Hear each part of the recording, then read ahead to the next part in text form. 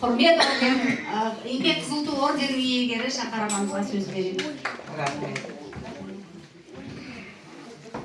Құрметті бүгінгі мынау поэзия, үлкен поэзия кешінің қонақтары. Бүгін бір жазушылар одағының конференциясына қатысқандай болдық. Және де Ахмет Жұбановтың жаңағы композитор, соның жанында болғандай болдық. Бұндай кеш біздің Зайсанда көп бола бермейді. Сондықтан бүгін көп рахмет айтамыз. Қадылбекке, Гүлшай, мына қызымызға көп рахмет айтамыз. Алдыда енді тағы да көп кітаптар жазыңыздар. Енді жазушылар одағының мүшесі болдыңыз ба деп сұрақ қояйын десем ұялып тұрмын. Бірақ сіз достойнысыз, кіруіңізге болады екен. Жазушылар одағының мүшесі болуларыңызға болады екен. Енді осындай жақсы кештер, соған біз кірген кезде мынандай шақырып тұрсаңыздар, сіздерге рахмет айтамыз. Мұндай кештерге сағынамыз. Бізде Зайсанда мұның бәрі бола бермейді. Енді сіздерге міне қанша еңбектендіңіздер. Міне жаңағы мен өзім ойлап отырмын. Көргеніміз жоқ, жанында болғанымыз жоқ. Сол Мақатаевтың жанында болғандай болып отырмыз. Сіздің осынша жақсы, талантты, жақсы өлең жазатыныңызды білмеген екенбіз. Біздің Сартерек ауылымыз қандай? Мен мақтанамын. Енді құдаларыма мақтанамын. Қазір енді басқа туысқандар көп қалған жоқ, өздері де біледі ғой. Бірақ құдалар бар алыста жақында. Соларға айтамын. Сіздердің кітаптарыңызды көрсетемін. Атамұрада жүрген құдалар бар. Сіздер оған кітапты ол жерде бастырған жоқ екенсіздер. Бізде де Сартерек деген ауыл бар. Бізден шыққан осылай талантты адамдар бар. Бізде құр адам емеспіз, жай адам емеспіз.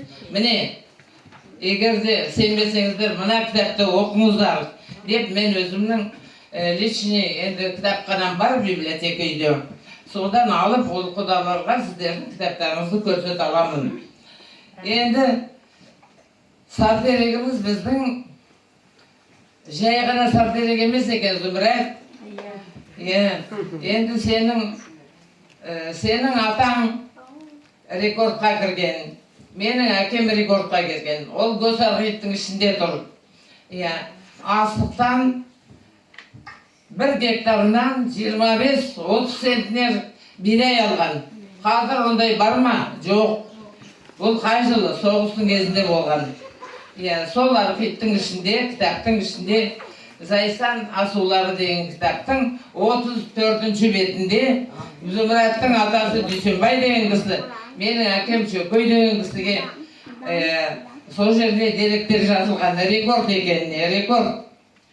Ал енді менің әкемді Москваға апармақшы болып алып кетіпті Өскеменге барса, алғарай Москваға апарайын десе киімі жаман.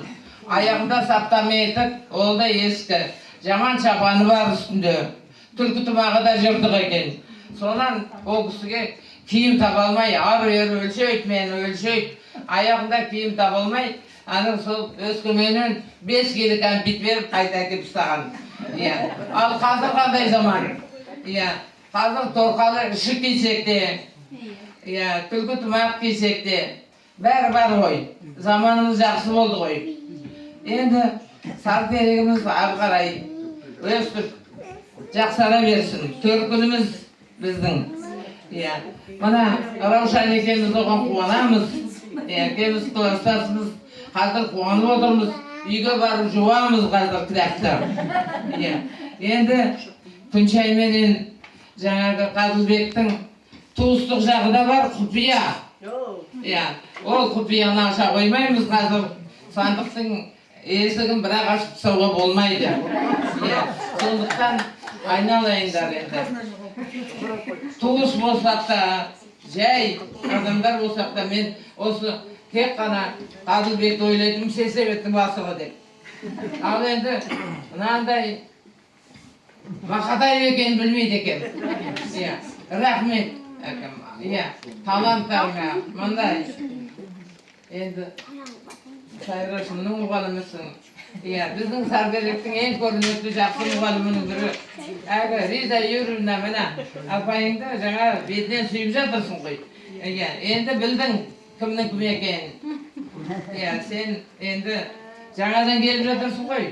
Ана Қарабұлақта тұрдың, білмейсің, енді біліп жатырсың міне.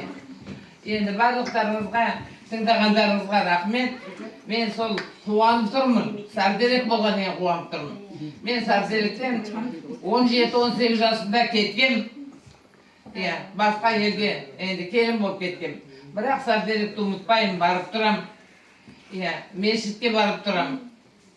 Намаз оқып тұрам. Барлық жақсылықтарына қуанып тұрам. Бүгін өте қуанып тұрмын мен. Рахмет сіздерге, тағы да рахмет. Бәрін айтып жеттім. Енді бүгін ана Айлита Қытайда жүр, келе алмай қалды. Бірақ бәрін айтамын. Осының бәрін түсіндіріп айтамын. Рахмет сізге. Барлықтарыңызға тағы да рахмет. Тағы да басымызды иеміз сіздерге. Осыны ұйымдастырып отырған менің екі оқушым Рашид пен Зумратқа өте разымын. Бүгін қазақ айтады ғой, ақ түйенің қарны жарылған күнде, сол күнге жетіп тұрмыз.